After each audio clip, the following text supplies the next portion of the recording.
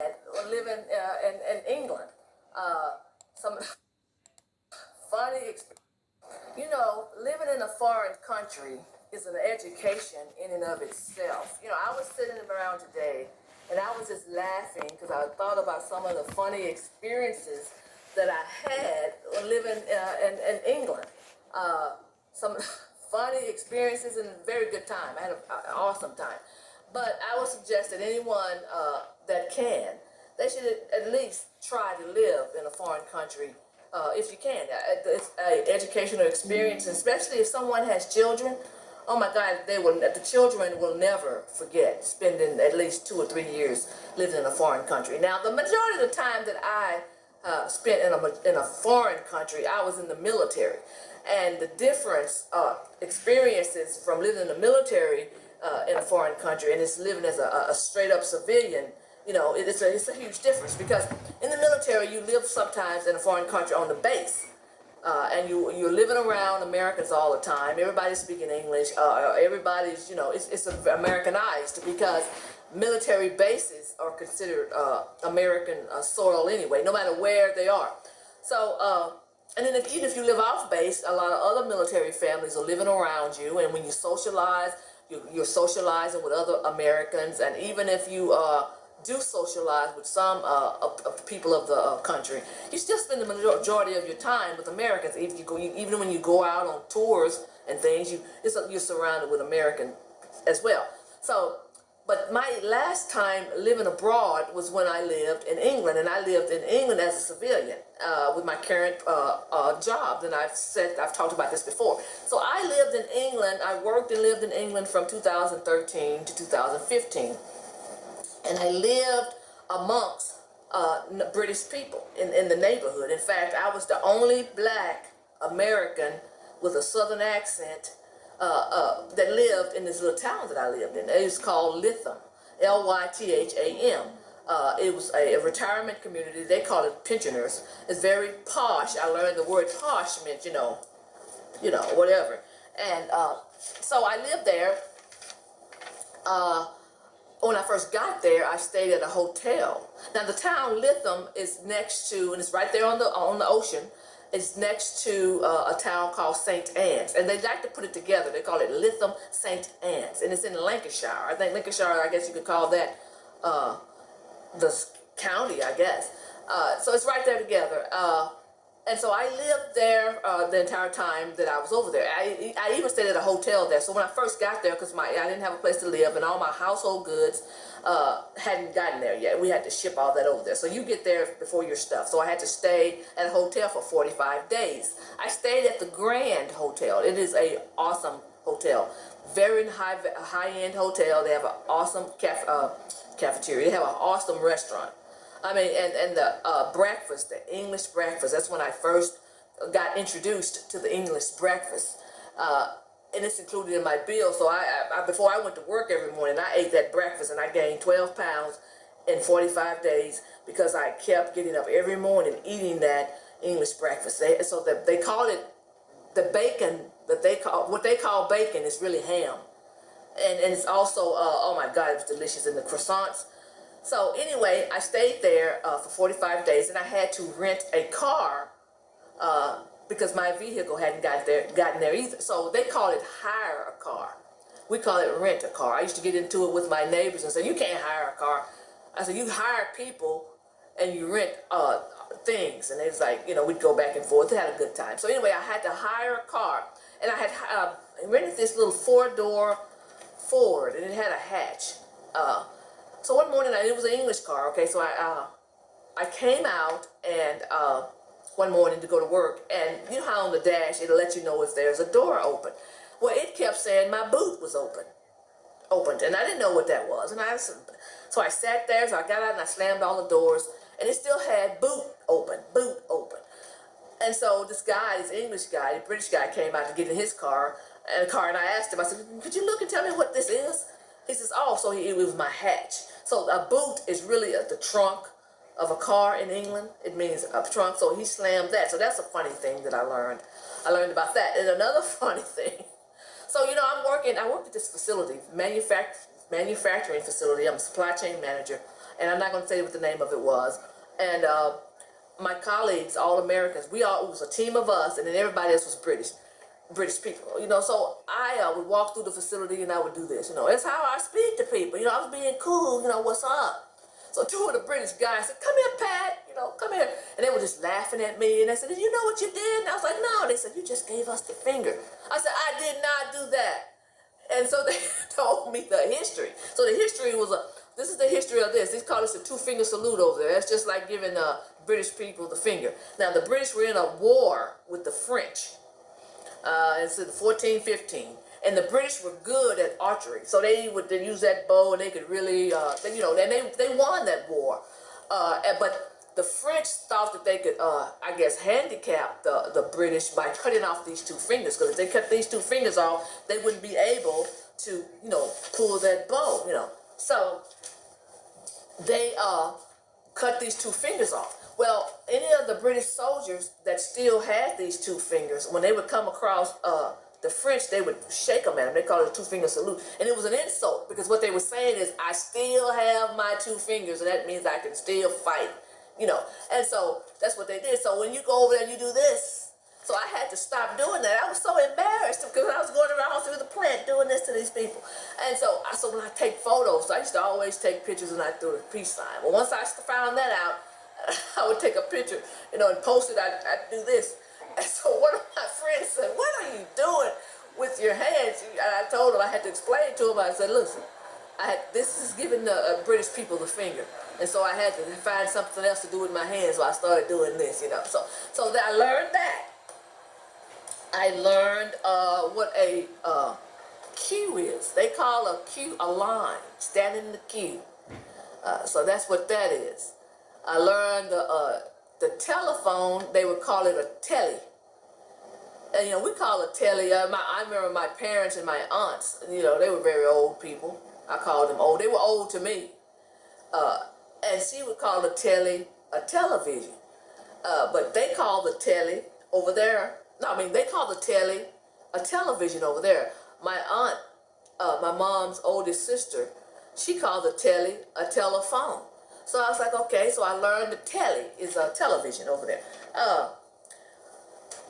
So when I finally rented a house, one thing they do when they rent houses over there, at least in this part where I was living, they take you to see the house with the people still in it. Now, it don't even have to be clean. They show how, I'm talking about renting a house, leasing a house, not buying. They take you right then, and people in the house. Doesn't matter if it's clean or not. So I'm thankful, as I saw a couple of houses, but the house that I chose was pretty clean. It was a doctor, I think, that was leasing it at the time, and so it was pretty clean. So I said, that's the house I want. So anyway, it said, and it had 5 bedrooms. We call them sunrooms. I think they call them conservatories. It had 2 living rooms, but they call one of the living rooms a receiving room. It had a dining room and a kitchen and 2 full baths and a water closet, okay? So once I finally moved in and I went through everything, and I went to work, and I told my colleagues, I said, they say I'm supposed to have a water closet, and I never did find that water closet. And they said, Pat, that meant the half bath. So the water closet is a half bath. Okay, what we call it, that's what a water closet is. And all the homes have water closets. And all the homes had, we call sunrooms. They all had that. So you said, well, why'd you have such a big house? Okay, so that's another thing. So because our company was giving us an allowance, they gave us so much for rent and utilities, so we maxed it out. Why? And then the British people say, you're greedy. You don't need that big house. Why didn't you get a flat? A flat is an apartment over there. I said, why should we? And like I said, I didn't have any kids in family, but my colleagues, some of them had kids, but some of them, no. There was a lot of we were single over there. Myself, 2 other single people. We just lived it up. We got the biggest house. One of my colleagues was like a younger guy. He got a penthouse off the chain. You should see it. But he stayed down in Manchester. You should have seen his place. So we maxed it out. Well, so like I said, I didn't know what the water closet was. So that's what, it's a half bath. So, but the British people were the movers. So when my things finally got there and the British people had to move my things in, the guys was like, you don't need all this. You Americans are just greedy. This house is massive. And then when you bring in my things, look at all this stuff you have. You Americans are greedy. And I was like, listen, I work for this. I know England is kind of socialist, and they don't believe in a lot of things like the medicine, the healthcare is socialist and all that. And so they thought, I didn't deserve it, and because you don't need this big house. He's like, I have a couple of kids and we only have a flat, me and my wife. I said, that's your problem. If that's what you can afford, that's your problem. That has nothing to do with me. So anyway, that's another thing I learned. I know I have some subscribers from the UK. So, I think you'll probably enjoy some of these things that I'm talking about that I learned that's hilarious to me. And you probably think, hey, this is just how it is. I learned something about cigarettes. Now, I don't smoke, but I was over to one of my neighbors' house. And we were looking at television. This woman was smoking, and she says, that woman is smoking those fags. I said, what? Don't say that. What are you talking about? Well, so the history of the cigarette is, it's always a lot of history of things. And England is an old country. That's why I chose to go over there. I applied to go over there and I got that position because I knew I would learn a lot of history. Because, America is only 240 years old. 240 compared to these other countries. And so we're a pretty young country. But England has all this history. So I said, what are you saying, fag? Why are you saying that? Quit saying that. Because you know how politically correct America is. Now, I'm not politically correct. Okay, but that sounds bad. Fags. So the history is, so women used to go out and gather firewood for the fires. So women would gather firewood and light the fire. So cigarettes is considered a stick with fire on the end. So because women were gathering the fire and women are feminine, they named cigarettes fags. And I was like, oh my God. And they called them that. So anyway, I learned what that was. And I learned what posh means. Posh means, this. So when I'd be on the train a lot of times, traveling, and I tell people I lived in Lytham. And they're like, oh, you're posh. And I was like, okay, yeah, so that sounds good. I mean, if you're going to say I'm posh, I'm going to be posh. So I started bragging about it. That's the first thing I would tell people. When I'd get on the train, I'd sit down with some people and I'd tell them, I live in Lytham. Because I knew they were going to think I was all that. So that was a good thing. I had a good time with that. Let me see, what else did I learn? I told you about the food. No, okay, so the cars. Don't want this video to be too long, but this is fun stuff. I learned, first of all, me and my colleagues, we all learned that we were getting ripped off in the U.S. with cars. Because, I had my car, when my car finally got there, I had a Dodge Avenger. And my car was huge. All of our cars were huge compared to the cars over there. They drive those little four-doors, like that little hatch thing I had. That's the whole family car over there. And when I would park my car in these little bitty parking spots, and the roads was really little too, the narrow roads, my car would be sticking all the way out. You could spot my car a mile away in the parking lot. But when I finally realized that I had to buy a British car, was when I went to McDonald's for the first time. So I go through the drive-thru because our steering wheel is on the left. Over there, their steering wheel is on the right. So of course the drive-thru is on the side where the steering wheel is. So I'm like, way over here, I had to get out and walk around and get my food. So I said, okay, I can't continue to do this. So I parked, plus gas was like $8 a liter over there. So, $8, I'd say a gallon, it was $8 because it was a gas guzzler. So I got a little bitty car. All my co-workers, we all got little English cars over there. But this is what I want to tell you about the cars. So I went to this little dealership in my little town, and it was this little red car, and I love red. And I wanted automatic. Most of their cars are manual, but I wanted automatic. I didn't have time for that. I can drive a manual, but I don't want to. So it had this red four-door little red Skoda. And it was perfect. It looked like it was brand new on the inside and out. It had hardly no miles on it. And I said, how much is that car? So it cost me like 2,000 pounds, which is about $3,500, because the dollar was very weak to the pound. And I'm like, that's all? And my colleagues, they were all buying cars too. One of my colleagues was buying BMWs. He was buying 2 and 3 cars. I said, what are you going to do? Start selling cars on the side while you're over here? That's just how cheap the cars were. Now, these were not old or beat up cars. These were late model cars. Now, those cars would have cost way more had we bought them in the U.S. That's when we realized, hey, we're getting ripped off on cars. But one thing about it, also the oil over there, they put, I guess it's thick, synthetic, some kind of oil where it lasts longer. Because once I got that little car, I was used to getting my oil changed every 3,000 miles in the U.S. So I get this little car, and then when it gets to the 3,000 mile mark, I'm thinking, okay, it's time for me to get my oil changed. So I remember I told you in a prior video that I had started a history and art group while I was over there. And we used to go all over England and, and tour all the historical sites. We'd get on the train and just meet at the site where we were going. And sometimes I would drive. So this particular time I had driven there, and we were coming out of the, wherever we were, and one of the guys with me, I said, I think I need to get my oil changed. I said, because I'm at 3,000 miles. And he didn't know what I was doing. He said, well, just flip your bonnet and let me check it. I said, what are you talking about? What's a bonnet? So that's the hood. So the bonnet is a hood. So I flipped the thing, I pulled the thing, he looked at it, and he said, look how clean this oil is. You don't need an oil change. But I didn't want to hear that. Because in my mind, I'm thinking, I don't care how clean it is. It was clean. It was very, very clean. So the next day, I called the guy, they call it a garage. We call it a garage. They call it a garage. Because at the dealership, they have a garage as well.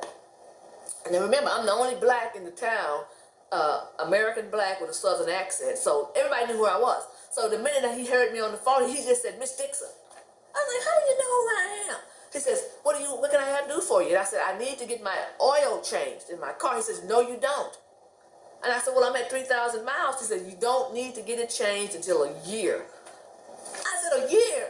A whole year without changing your oil in your car? He says, yes. And so over there, you can go, so I'm thinking, okay, so in the U.S., either they're ripping me off or something, because how come they can use this kind of oil that can last a whole year? And when you do get it changed after that year, it's like maybe $100 US, maybe 70 something dollars, or maybe 85 US and 60 some odd pounds over there. Well, that's worth it. You've gone an entire year. So I'm thinking, okay, then you're ripping us off. And another thing I found out, me and my colleagues found out, is they are ripping us off in the U.S. on cell phone plans.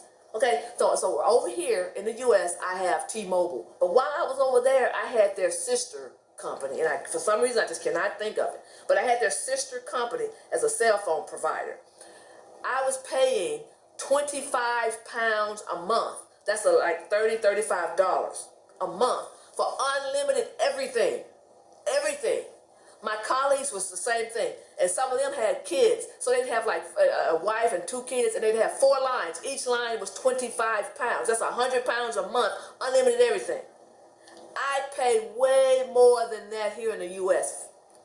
Way more. So I said, okay, they're ripping us off in the U.S. on cell phone plans. I said, because if they can do it over there for £25, maybe $35 for unlimited everything, why can't they do that in the U.S.?